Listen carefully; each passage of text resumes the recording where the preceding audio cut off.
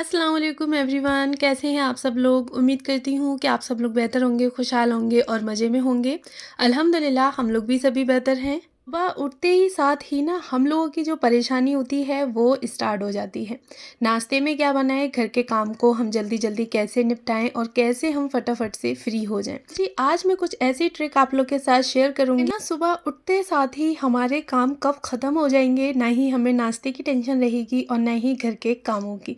तो जी चलें फिर मैं स्टार्ट करती हूँ। हाँ, मैंने स्टार्ट किया था अपना ब्लॉग सुबह फजर की नमाज से और बस नमाज अदा कर ली।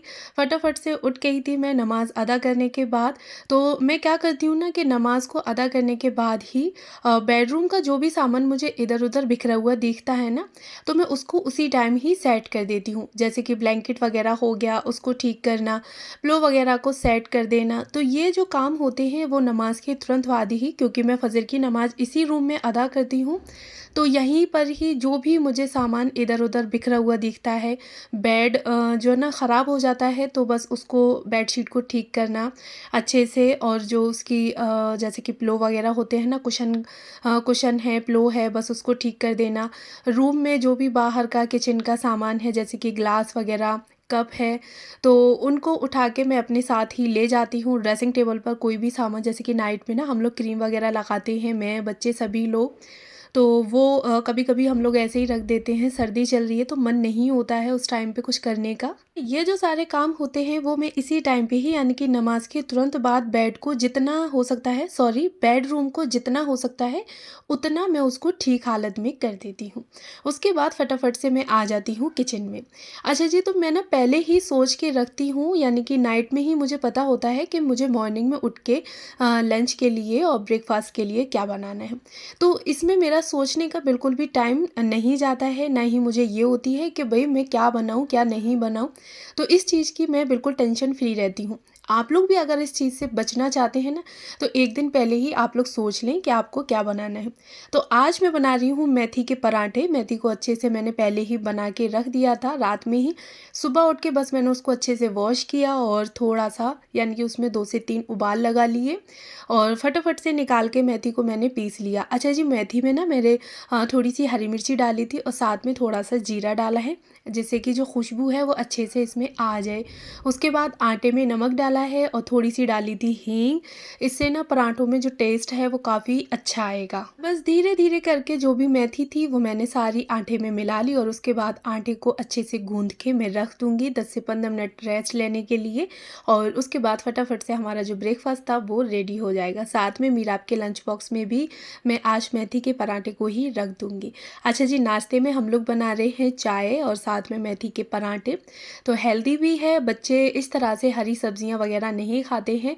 और जब आप इस तरह से बना के देंगे ना, जैसे कि पालक के पराठे हो गए, मेथी के, बथुए के, तो ये हम लोग किसी भी फॉर्म में दे सकते हैं। भुजिया की फॉर्म में आप लोग दे सकते हैं बच्चों को, या फिर पराठा बना के दे सकते हैं।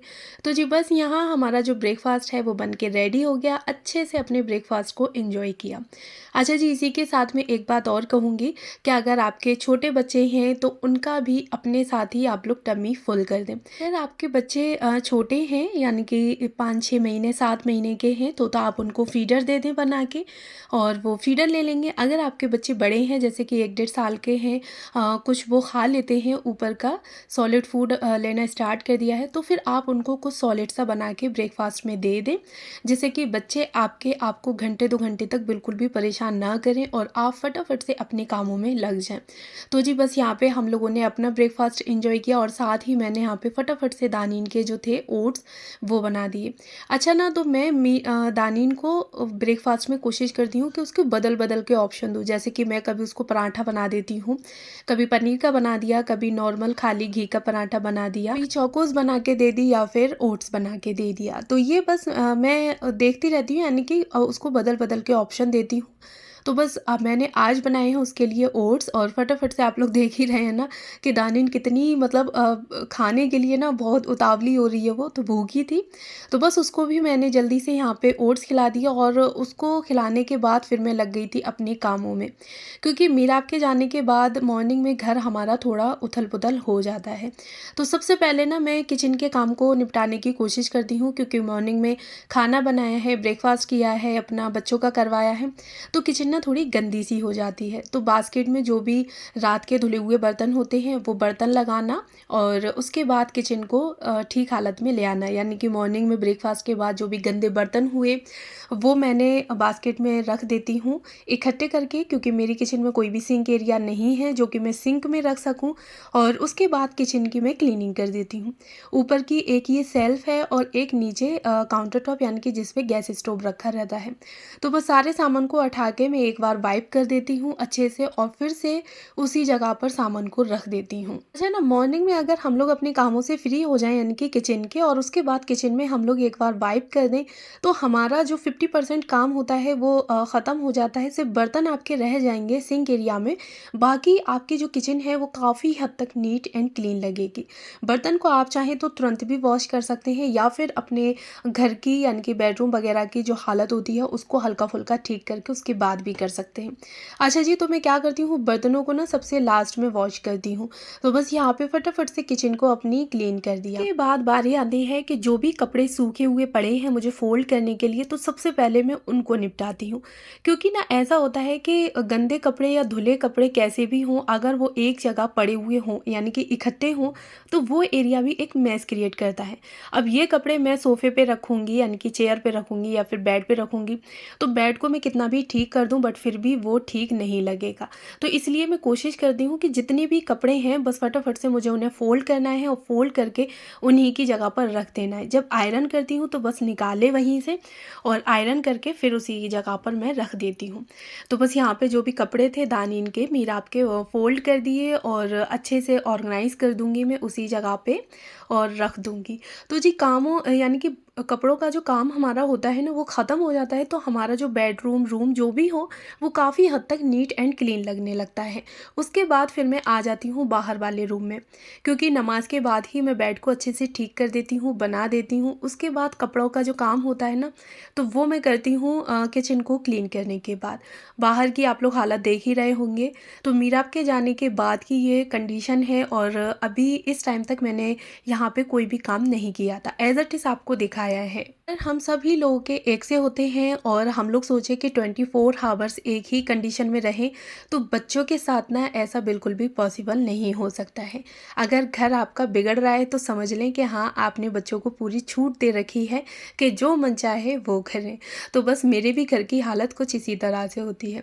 अच्छा जी, यहाँ पे आ गई थी, जो भी सामान मुझे दिखा इधर उधर का तो बस फटाफट से उठा के मैंने उसी की जगह पर रख दिया। जो कपड़े मुझे फ़ोल्ड करने थे, 1-2 कपड़े बाहर रह गए थे तो बस उनको भी फ़ोल्ड कर दिया और आज ना मैं यहाँ की जो बेडशीट है उसको भी चेंज कर दूँगी।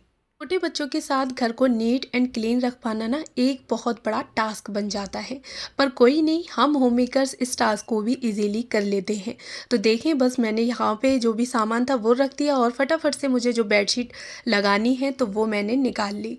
अच्छा जी, यहाँ पे मैं बेडशीट की यानी कि दोनों की निकाल रही हूँ। नीचे जो मैट रहती है ना उस पर भी आज मुझे चेंज करनी है, साथ में बेड पर भी चेंज करनी है।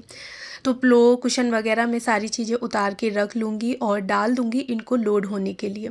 अच्छा, अगर आप लोग मॉर्निंग में काम कर रहे हैं तो कोशिश करा करें कि लोड को ना आप लोग मॉर्निंग में ही लगा दिया करें। इससे क्या होगा कि जब तक आप अपने घर के कामों से फ्री होंगी तब तक आपके जो कपड़े हैं ना वो वॉश हो चुके होंगे और बस जब भी आप अपने काम से फ्री होंगी फटाफट से आपको मशीन में से कपड़े निकालने हैं और धूप लगा लेनी है। तो उतने ही टाइम में आपके कपड़े जो हैं वो भी धुल चुके होंगे। अगर हम लोग बाद में लगाएंगे तो फिर उसके लिए हमें अलग से टाइम देना पड़ेगा। तो मैं इसी तरह से करती हूँ कि बस कपड़ों का लोड लगा दिया, वॉशिंग मशीन को क्लीन कर दिया ऊपर से और फिर मैं आ गई अंदर। तो बस बेडशीट की अच्छे से टकिंग कर ली। टकिंग आपको अच्छे से करनी है बेडशीट की, जिससे कि पूरे दिन अगर बच्चे इस पर खेलें कूदे भी ना तो आपकी जो बेडशीट है वो बिल्कुल भी ख़राब ना हो। यहाँ पे मैंने दूसरी मैट पे भी अच्छे से बेडशीट को लगा दिया है। बस पिलो और कुशन यहाँ पे मैं रख दूँगी। तो बाहर का जो एरिया है वो काफ़ी हद तक मैंने नीट एंड क्लीन कर लिया। अब आती है डस्टिंग की बारी। तो जो भी आपके एरिया हैं डस्टिंग करने के तो वो आप झाड़ू लगाने के बाद ना उसके बाद ही आप लोग डस्टिंग करें, क्योंकि जब हम लोग पहले ही डस्टिंग कर देते हैं फिर जब हम लोग झाड़ू लगाते हैं ना यानी कि ब्रूमिंग करते हैं तो उस टाइम पे जो हल्की फुल्की धूल मिट्टी होती है तो वो डस्टिंग यानी कि जहाँ आपने डस्टिंग कर दी है वो उस जगह पर लग जाती है। तो कोशिश करा करें कि झाड़ू लगाने के बाद ही डस्टिंग करें, क्योंकि फिर जब आप मॉपिंग करेंगे तो हल्की फुल्की हल्की सी जो डस्ट फ़र्श पे गिर जाएगी वो आपकी उस टाइम तक क्लीन हो जाएगी। तो बस यहाँ पे मैंने ब्रूमिंग वगैरह कर ली थी और अब कर दी है डस्टिंग। तो जिन-जिन एरिया की मुझे डस्टिंग करनी होती है वो मैं इसी टाइम पे ही कर लेती हूँ। बच्चे घर में होते हैं और टॉयज़ वगैरह बिखरे ना हो तो ऐसा तो हो ही नहीं सकता। तो दानी रह जाती है अकेली, उसको पता है कि सारे टॉयज़ यहाँ पे रखे रहते हैं, तो वो खुद ही आके ना टॉयज़ निकाल लेती है। यहाँ तक कि कर्टेन वगैरह भी सारे ख़राब कर देती है। तो बस यहाँ पे मैंने फटाफट से जो भी टॉयज़ बिखरे हुए पड़े थे वो लगा दिए। जो सामान मॉर्निंग में मैंने मिक्सी को यूज़ करा था, तो काफ़ी दफ़ा ना ऐसा होता है कि मैं जल्दी-जल्दी में छोड़ जाती हूँ ये चीज़ें ऐसे ही। तो इस टाइम पे अच्छे से मैं सारी चीज़ों को एक बार देख लेती हूँ और जो मुझे कवर करना होता है, उसकी डस्टिंग करनी होती है, तो वो मैं इसी टाइम पर ही कर देती हूँ। बस बेडरूम की जो भी चीज़ें इधर-उधर थी, मैंने उनको ठीक कर दिया, उन्हीं की जगह पर रख दिया। जो डस्टिंग करनी थी मुझे, वो मैंने डस्टिंग भी कर दी। अब बस बाहर के एरिया की डस्टिंग रह जाती है, यानी कि टीवी कैबिनेट की। तो बस टीवी की भी मैंने अच्छे से डस्टिंग कर दी और उसकी जो शेल्फ़ है ना, उसको भी मैं क्लीन कर देती हूँ। रिमोट वगैरह बच्चे चला के ना ऐसे ही छोड़ देते हैं कभी-कभी बेड पे और इस डेस्क पे भी रखते हैं ना, तो बस ऐसे ही। तो इसको मैं बास्केट में रख दूँगी और सारी चीज़ों को उठा के यहाँ पे भी एक बार यानी कि एक वाइप लगा दूँगी और बस। तो डस्टिंग का जो काम है वो ऑलमोस्ट मेरा हो चुका। ग्रूमिंग के बाद आप लोग डस्टिंग कर लें और डस्टिंग करने के बाद आप लोग मॉपिंग कर लें। मॉपिंग करने के बाद ना मैं वॉशरूम के एरिया पे भी एक डोरमेट्स लगा के रखती हूँ और साथ ही अलग से एक स्लीपर रखती हूँ।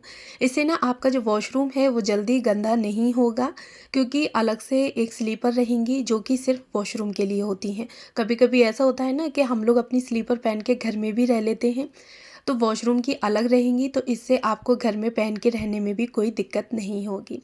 तो यहाँ तक ना मेरी सारी क्लीनिंग हो चुकी थी। अब बारी आती है वॉश बेसिन के एरिया को क्लीन करने की। तो यहाँ पे मैं वॉश बेसिन को भी अच्छे से जो बाथरूम का हार्पिक होता है ना, वो डाल के क्लीन कर देती हूँ। इससे ना पानी के दाग वगैरह वॉश बेसिन पे नहीं लगते हैं। साथ ही जो हम लोग हैंड वॉश यूज़ करते हैं, तो बस मैं उसको भी क्लीन कर देती हूँ। डेली बेसिस पर भी हैंड वॉश को आप लोग वॉश करते रहें, क्योंकि हम लोग गंदे हाथ वगैरह लगाते हैं, तो जो हैंड वॉश होता है उसको भी क्लीन करना ज़रूरी बन जाता है। तो बस इस तरह से मैं डेली ही अपनी मॉर्निंग की जो क्लीनिंग करती हूँ वो ईज़िली मेरी हो जाती है। ब्रेकफ़ास्ट की भी मुझे बिल्कुल भी कोई टेंशन नहीं रहती और घर की क्लीनिंग भी फटाफट से मैं कर लेती हूँ। इसके बाद मिरर को भी अच्छे से क्लीन कर दूँगी और उसके बाद वॉश बेसिन को ना मैंने क्लीन किया है, तो उसके नीचे का जो फर्नीचर होता है उसको भी। अच्छा जी, कमेंट बॉक्स में मुझे बताइएगा ज़रूर कि मेरा आज का आप लोगों को ब्लॉग कैसा लगा, और अगर आज आप लोग मेरे चैनल पर नए हैं तो प्लीज़ मेरे चैनल को ज़रूर सब्सक्राइब करें, साथ में बेल आइकन को भी ऑन कर लें, जिससे कि मेरी किसी भी वीडियो का नोटिफिकेशन सबसे पहले आप तक पहुंचे। और हाँ, कमेंट बॉक्स में बताना ना भूलिएगा। आप लोगों के ना कमेंट्स पढ़ के मुझे बहुत ज़्यादा अच्छा लगता है। Thanks for watching.